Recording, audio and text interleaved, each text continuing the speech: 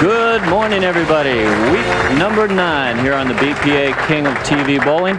Every Sunday, 9 stands for news, but on this program, 9 stands for bowling. I'm your host, David Newrath, and with Jennifer Kleekamp, we're going to bring you some great bowling again, Jen. You betcha. You'll remember a few weeks ago we gave out an award. It was to Mr. Michael Timmers. He had 11 in a row. Well, he's back again, and there's only one way he can increase that score, and that'd be with a 300. He'll be going against Chuck Long today. First time on TV, but he looks pretty calm, cool, and collected. So let's get ready.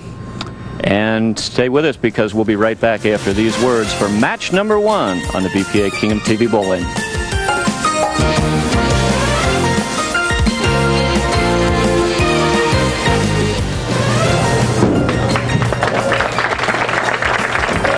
Back, everybody. Match number 1 will get underway. Chuck Long against Mike Timmers. Should be a good match, Jennifer. 2 very different games that we're going to be able to watch here. Once again, Sunday morning, and it's bowling. What else better to do is there? Well, maybe get more than a 6 count on your shot. That's not going to help, but the 2, 4, 5, and the 8 that we call the bucket in the game presents a unique challenge in frame number 1. Of course, as we said, this is Chuck Long. He's a full-time student at UC in industrial engineering. He has a rather unique role on the ball, David. It actually comes from nice pickup, but it comes from the hand coming out of the ball all at the same time. And a little later on in the show, we'll get you a nice tight shot of that release. We don't want to promote it, but he uses it to some degree of success, so we're going to talk about it. Much more conventional role here. Going very light Brooklyn there, Michael Timmers, leaving the 10-pin, fortunately. Should have no problem with this pair. Of course, something exciting in Michael's life. His first child is due April 8th. Of course, his wife is Vicky. His mom and dad, Bobby and Tim, are here this morning. Great spare shot going right across the lane. There's Bobby to the left there. And there's the expectant mother, Vicky, to her right. Yes. Of course, Tim Timmers, the father, is also here. Well, we've got a family show and a family game, and bringing it into the family rooms of all of the Cincinnati peoples. Thanks for tuning us in again. That time, David, he got the ball to go a little longer down the lane. I think he's zeroing in on the pocket. That's pretty interesting, though, Jen. You know, in warm-ups, even on the warm-up pair that's further down in the house, and on the TV pair, he was rolling the ball clean, hitting the pocket. TV lights come on, it's time to bowl for the show, and it chokes the shot a little short. He really does have a very nice game. Excellent roll, solid at the line. Bowls out at Western Bowl, averaging 188. Bowls twice a week, also averaging 182 low. Charles Long. David, this guy's only 18 years old. That's probably about as young as anybody's ever been on this show, I would imagine. Brian Himmler, maybe. He could have been 17 the first time that he was on. As I said, age 18, averaging 182. We know he knows how to bowl because he had a 675 qualifying, and of course this is his first TV appearance. And somewhere along the line, he rolled a big 277 game. Not too shabby.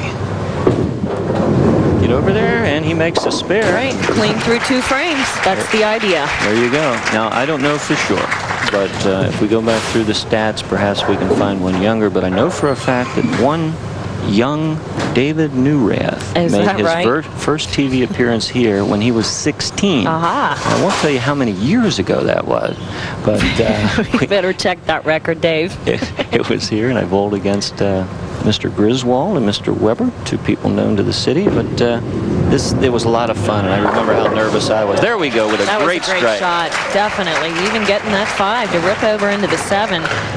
Let's watch this one from our low-angle release.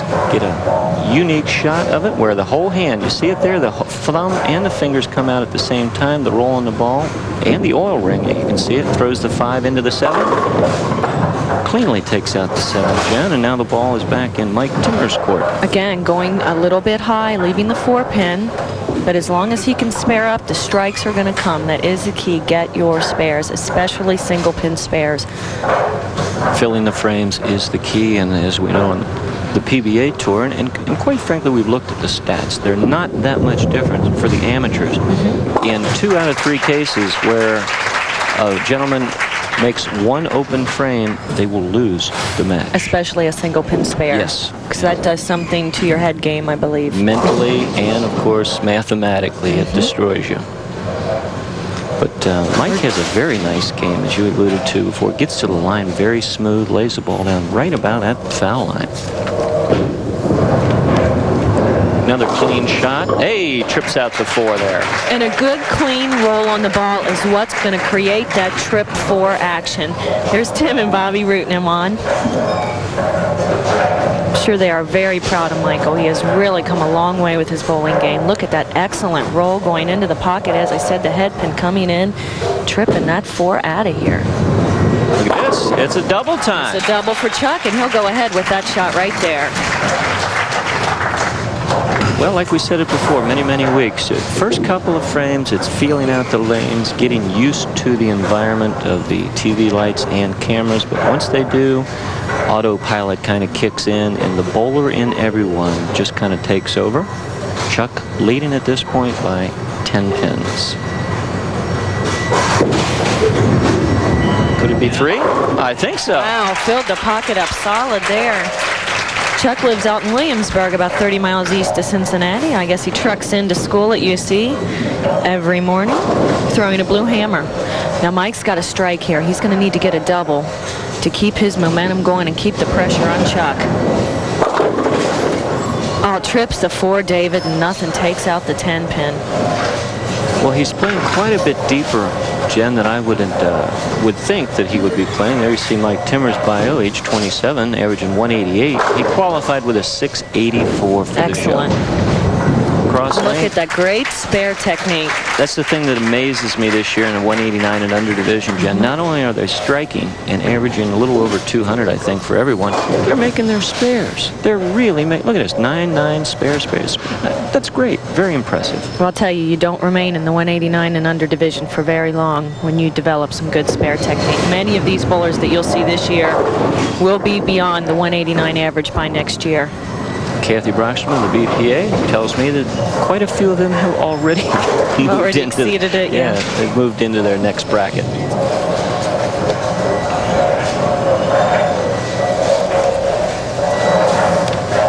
Mike Timmers on the right-hand lane.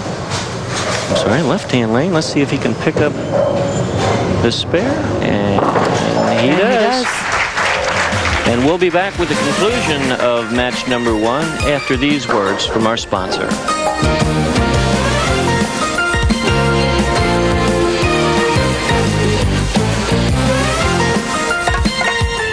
Hey, we are back for the last half of game number 1 here in week number 9. Chuck Long working on a triple. Trips out the 4. And he gets the same reaction that Michael Timmers had in the 4th frame. For a 4-bagger, that's going to put a lot of pressure on Mike Timmers.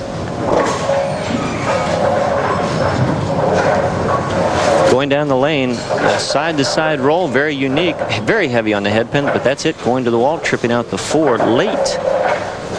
Charles Thomas Long, 6'2", 185 pounds, and he gets that ball well out on the lane. It looked like it hung up on his hand quite a bit, Jen. But sure did, going for the Brooklyn for 5 strikes in a row. Not a bad break and a great place to have one. Watch it there, hangs up on his hand, he pulls it across the head pin into the 1-2 pocket, but it's so bad it's good. And Mike just can't seem to work it out where he's going to get the ball wide enough or long enough, Jen. Now, to the people at home that continually go long, what would you suggest? Well, I would try and move my feet a little bit left and try and pick up a little bit more of lane dressing, you know, so you get a little bit more slide to go longer down the lane. Sometimes, however, going extremely right, you'll find dressing, but you need to go and find where the oil's at to try to get the ball to go a little longer. using good speed's another technique that you can use, but that one's hard to control on a consistent basis. Absolutely. We say it week after week. If it's not working, try something. And Mike Timmer's trying to find the pocket shot on the 3-6 spare. Jen goes a little light and creates an open for himself, and that pretty much spells doom for him at this point. Went with more speed. Yeah, he did, and then he goes light. That's the part that makes it a little bit tricky. Sometimes if you do too many things at once, too, it can be very confusing. One move at a time is all that I would ever recommend.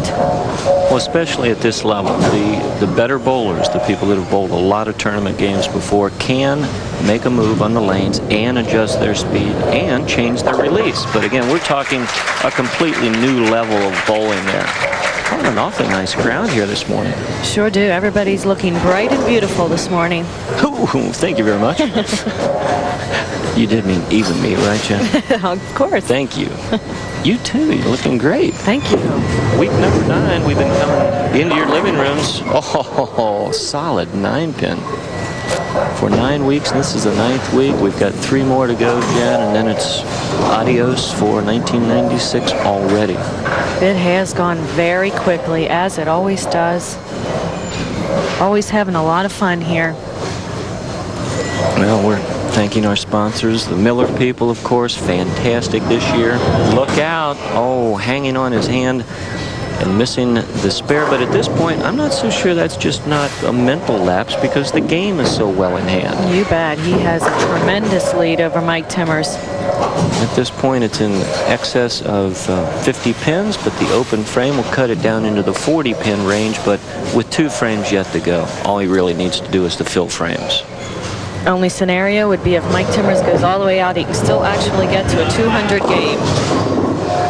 And if Chuck goes open, depending on his count, he'll have a 200 game. Well, it's not mathematically over, but that's momentum is going in Chuck's favor.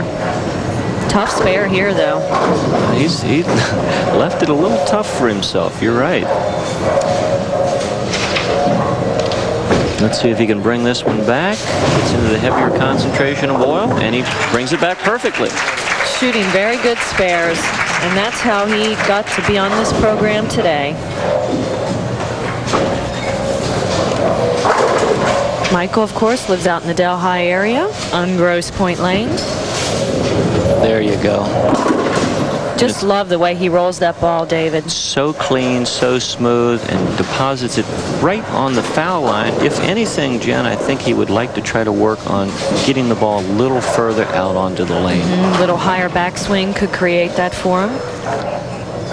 He has an excellent arsenal of equipment. He has an AMF Ninja, Columbia Q2C, and a Columbia Yellow Dot. That's just about all the equipment that you need. Okay, missing another spare. That's that's just about it. Mike Timmers, though, he's got a great-looking game, good approach to the lanes, and I look to see him again, if not this year, in future years. I'd like to take an opportunity to say hi to Tiffany Timmers, my friend from days gone by. Great lady. She just had some twins. Of course, that's Michael's sister. Well, too little, too late. Crossing over and tripping out the pins late. Mike Timmers will not win this game. The best he can finish with at this point is 180 with 2 more strikes. And Charles Long is already in the building with 195, and he doesn't have to throw another ball. There you go. How many times have we seen this? Too little, too late. His best shot of the match comes in his second delivery in the 10th frame. David, I was out bowling the Ladies City Tournament, the Greater Cincinnati Women's Bowling Association City Tournament yesterday, out at Seymour Lanes, and ran into a lady by the name of Tammy Waddle. Yes. And she just about fell over her chair coming to tell me how she watches every single week.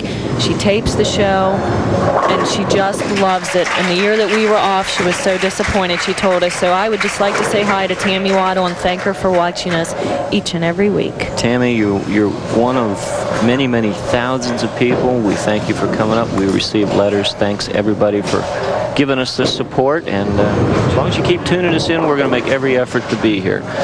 Well, Mike Timmers finishes his game with 3 strikes, 2 of which were exceptional for a 180 game. Very respectable, considering he had 2 open frames at the end of the match. But the story today, Chuck Long, if he finishes out here, he's well into the 200s already. And it just goes to show, I don't care what your role is, how different your game might look. If you're used to it and you work on it, you can create the scores. With a strike, he would finish with 222, Jim. Excellent game for his average division. His highest game ever being 277. So really, that's not all that far off from that. Of course, having the string of 5 in a row in the middle will help your score quite a bit. It's a little wide, but makes no difference at this point. Chuck Long, the winner in match 1, 219 over Mike Timmers, 180. Stay with us for the open division. We'll be back in a couple of minutes.